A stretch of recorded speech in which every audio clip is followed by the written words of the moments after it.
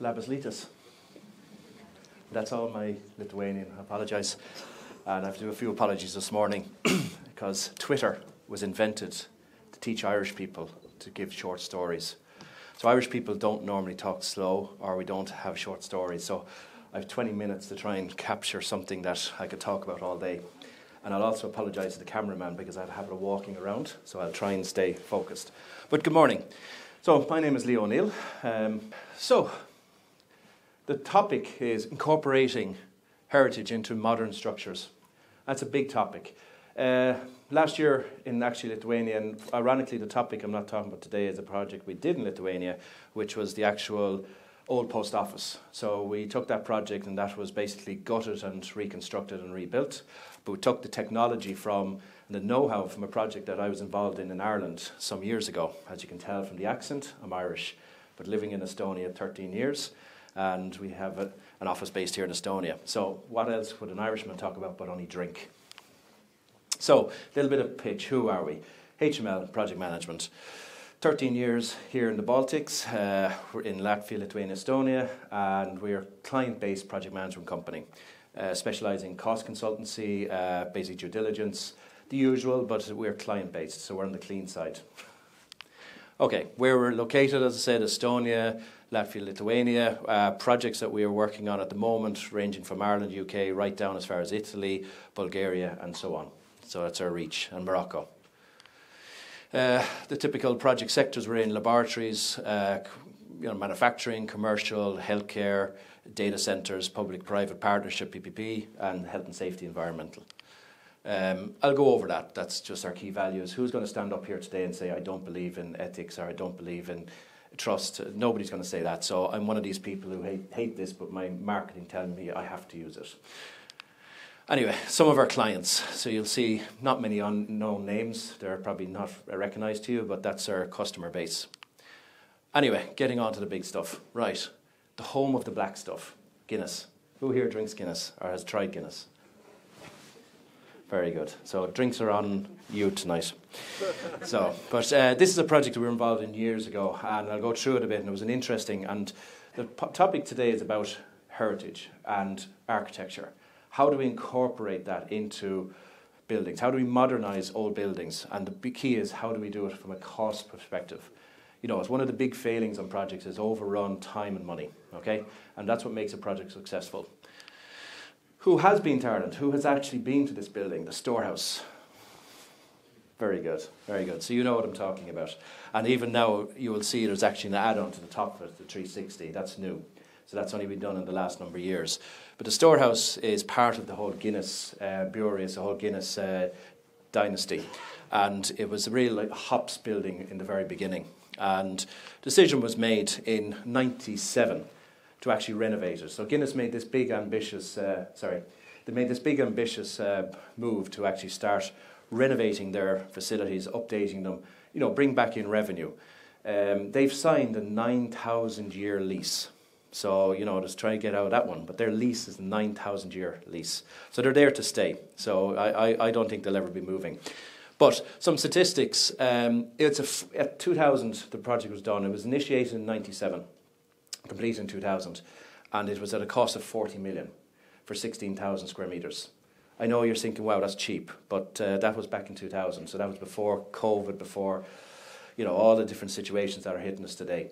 So per square metre, it's extortionate. It houses the world's biggest pint glass, if you did or didn't know that, but I will show you in a minute what's meant by it.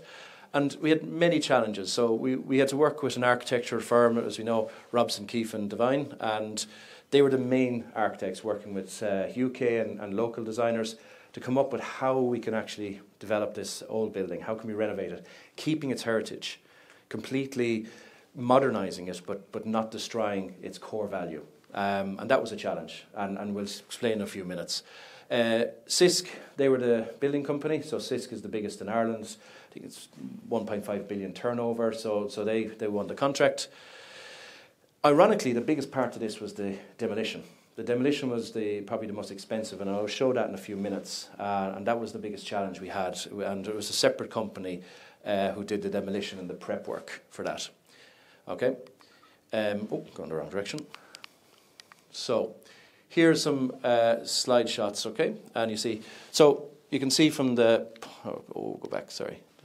How do I do the pointer? Oh, don't worry. Can we see the shape?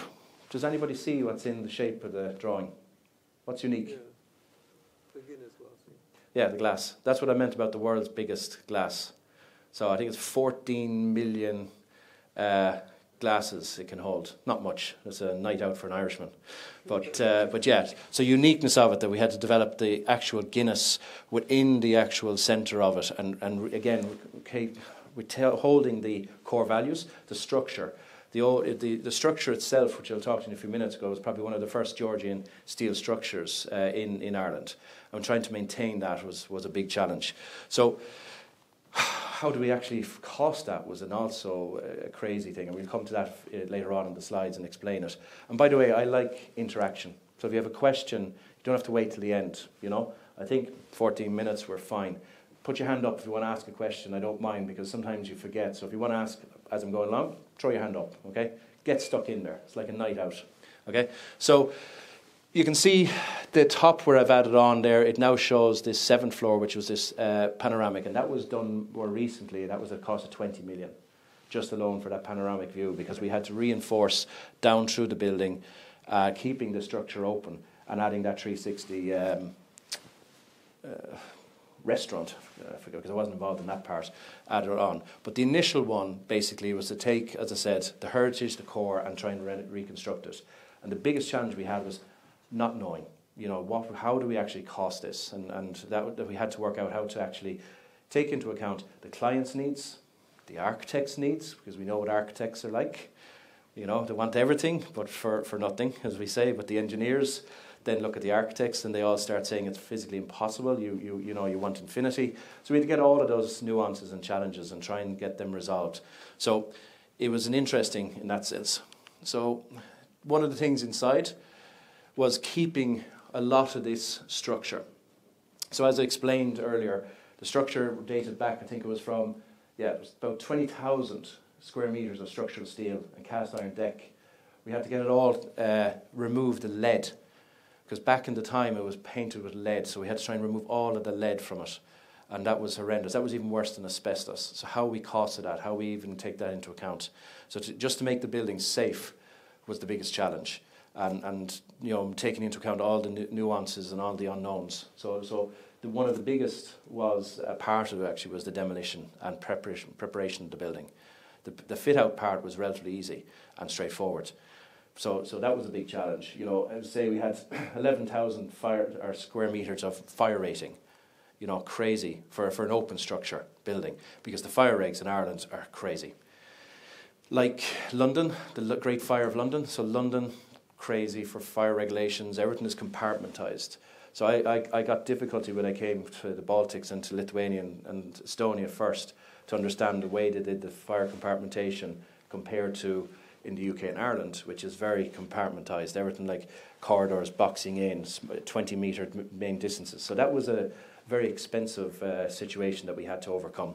And as when the building was built originally, it didn't take into account fire. You know, that was like the least of their worries. So yeah, regulations obviously, you know, taking 25 microns as primer for this airless paint as well. Couldn't spray anything, so it was all airless, so it was a nightmare. But it was done, you know, so that was done. And you'll see the shape of the glass. So a lot of this, that's what you see there is the original steelwork. And we also had to go back in and test every rivet to make sure that the rivets actually were still in good condition. We had to replace the rivets, and then when we had to replace them, we had to authenticate them. So we had to go back and find the manufacturer of the steel originally. And it was a little bit like the Titanic. If we go to Belfast today, in the Titanic, the original rivets are still in Harland and Wolff. And we did a project once where we had to replicate, and we had to get the rivets from the original structure. So the same here, we had to try and find some of the original rivets. So that was interesting, you know. So we were sold them. I don't know were they original or not. We were told they were, but you know, according to the guy on eBay, he said they were genuine. So a little bit about the cost, okay? Because I say about. Sorry, did you have a hand up? Oh, you're just stretching. Oh, he was stretching. Okay. So a little bit about the cost. So we've broken it down at high level. Obviously, it's confidential, but for today, I just broke it down. So gross area, 15,984.18 to be exact. Demolition cost was 16 million, considering the square meterage. And I know you're there doing the maths in your head, so you can see, just the 16 million loan and the demolition and the prepping. Level 1, level 2, divided roughly around. So rough project was about 40 million. And that was not taken into account, as I showed earlier, the new 360. Now, that was back in 2000. So the prices were originally done in 97, 98. So go back and understand how today, calculate that project today would probably gross in at around 70 million. In today's money, if we were doing it, okay? So I'll give you an idea. But one of the questions, one of the myths is everybody says, renovation is cheaper than new build because I have a structure, I have foundations, I have walls, I have all of this, so how can a renovation be more expensive? But if you take into account, it wouldn't have cost us 16 million to actually build a shell and core. So it actually costs more to demolish, to prep, and reinstate than it actually would have to build new. If we had built that project from new, it would have cost, I think we worked it out at the time, about 31 million. So we did that comparison. Just not that we were going to knock it and build it up, because that was to defeat the whole purpose of heritage. But we looked at it and we said, what was the comparisons? So you can see basically where the costs sit. And saying that is one of the most important things when it comes to renovation is the budgets. And I think a lot of people don't take it enough seriously. They say, we'll stick a budget in there, it'll be fine. Like if I throw a question out, if we do contingency, who works with budgets here, or who's familiar with putting budgets together and estimates? Nobody? One, okay. So everyone else is just, we'll suck it and see. So only one man does budgets here, okay. So if you were doing a new build versus a renovation, what would you have your contingency for a new build, percentage-wise? 20%. Wow. On new build? Maybe less, yeah. Maybe less. Phew, okay, you've blown my whole argument out the water there now. So renovation then, what would you take as renovation for contingency? Renovation, 20% for sure. As well? Yeah. So, okay, then you haven't bet my argument. The standard industry is 10% for new build. Tell them I'll ring back later, it's okay. So 10% is the average, it's a standard norm for renovate or new build contingency. So if clients doing a budget, you'll always hear the client saying, we don't have any money. We're exceeding the budget. But they should, if they're properly cost estimated, have 10% as a contingency. In new build, the minimum is 20%. Renovation, the minimum is 20%. And sometimes 25%. We won't set it any less. One of the biggest challenges that we see is clients saying, and here what we find is it's 5 to 10% is the contingency that the clients look for. In some have no contingency, but 5 to 10 for new build, and they do the same for renovation. And then they wonder why the project's running over, why is it late, why is it costing us more? Nobody can predict. Even with new build, your risk is in foundation, the groundworks. If it's virgin ground, the risk is in the ground, and you mitigate and you reduce your risk as you go along. But in renovation, the risk can be right up there to 80% of the project, and that's based on standard norms. So you don't. When you start the demolition, the foundations, the roof, one of the biggest unknowns. Stability of the walls, unknowns. People thinking they can reuse a lot of the equipment. No. So it's a big challenge. So in the industry, what are the common causes of overrun? Inaccurate project estimate, as I've said. It's a big problem. Underestimating the demolition cost. It's a major problem. People not allowing for enough. Lead, asbestos, so many different reasons. Unstable ground. But it was old buildings, they wouldn't have had the surveys done, so they wouldn't have done the foundations. You dig up and you find, half the village is dumped under the ground as bedding build up. So it's so much underestimated. Not accounting for unforeseen works, sort of related. Understanding the contingency levels, as I explained, big problem. Project designers. Everybody makes a designer. Nobody is perfect, But the problem is clients don't account for that. 34% in the UK, 34% of errors are in designers as rework on projects. 34%. So everybody's entitled to make a mistake, but because the client doesn't have the contingency in place or the contractor doesn't have the contingency in place, then it's a blame game. So take away that blame game. Have the sufficient funds aside that if someone makes a mistake, it can be captured. Unforeseen project changes, yeah. Client comes along and says, yeah. If you find something that's not up to the current code, do you bring it up to the standard, or you say, oh, it's standing, it's fine? No, see, it depends on if you're doing a minor renovation or you're doing a small renovation, changing paint work or something like that, you're not obliged to change to the newest standards. If you do a full renovation, you must bring the building onto the current code and regulations. That's global, that's worldwide, same here, same everywhere. And that is a very good question, because that's where a lot of people go, no, building was built in 1900, so we're compliant, there was no regulations then. Or was built in the 70s, so it's fine. And that's where the problems also rise. It's a very good question, but yeah, you must comply to the lowest regulations if you're doing complete renovation. Systems, especially fire systems, crucial. Administration errors, poor communication. Oh God, that's a big one. He said, she said, oh, I didn't know, or I assumed. Communication is a big cause. Underestimated timeline, time and money, they're all interconnected. So, running through, where are we? 4 minutes left. So running through, so there's a rule of 10, there's 10 sort of main rules and issues like what we just said. 9 out of 10 projects experience cost overrun. That seems crazy, but 9 out of 10 projects. This is statistics. This is not just something random. 9 out of 10 projects. My background, actually, what I should have told you was, I specialised for 15 years in project recovery. So I had 2 fire extinguishers, coming in, but that's what we specialised in, project recovery, going in to recover distressed projects.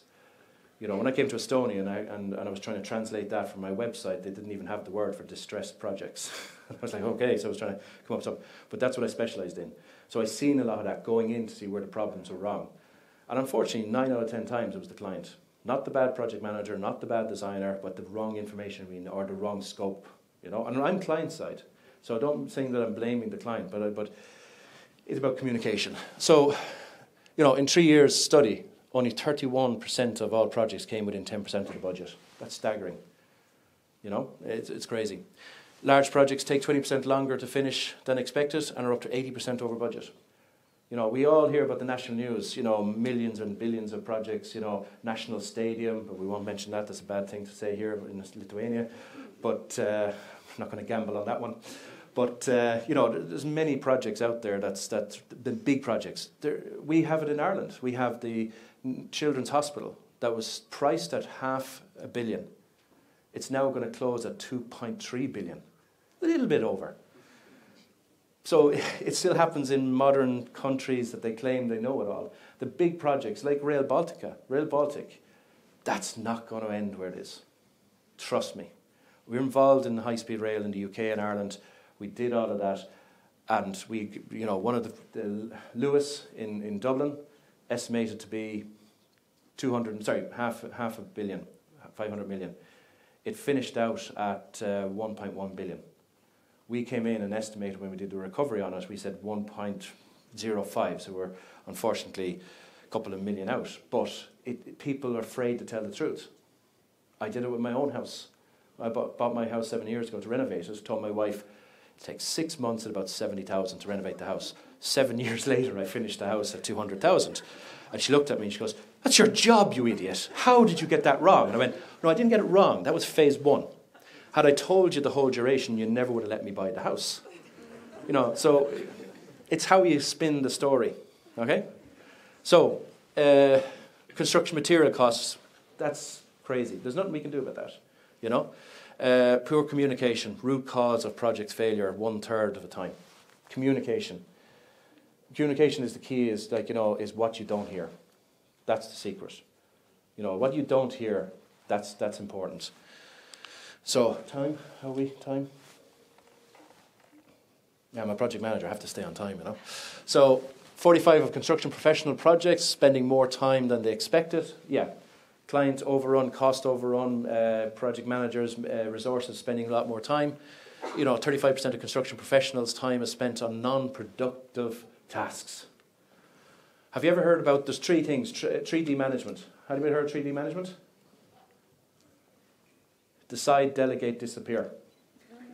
Have you heard about the other one? It's Labrador management. You know what a Labrador, golden retriever? We do this to no, I don't have a client here today. We do this to our clients. We go on the Labrador management. You're walking along the beach with your friend. The dog is annoying you. Gee, go away, please. You get a ball, you throw the ball as far away as possible. The dog takes after the ball. They think it's an important task. Gives you time to get on with the project, so you give them something to keep themselves occupied. It's called Labrador management. So don't tell anybody outside this room, please. But, so again, product changes. The industry is 1.6 billion per year. Crazy. 75% of construction companies provide employers with mobile devices. Only 27% actively know how to use them. Crazy.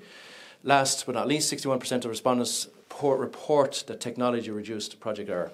So we can circulate these afterwards, so you can take the pictures, but they're common. They're not something I made up. They're statistics. They're from the 25 years in the industry.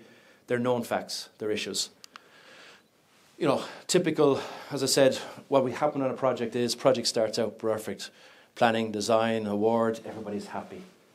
This is where we spend most of our time, is in dispute resolution, going in to recover that project. Because nobody follows through. They don't take into account the cost. They just think, this is beautiful heritage building. It can't be that expensive. We have the bones of it there. That's it. That's me. Not in the end, in the middle. It's my colleague Gabby and Marius. Please feel free to reach out to them. They're based here in Lithuania. And that's it.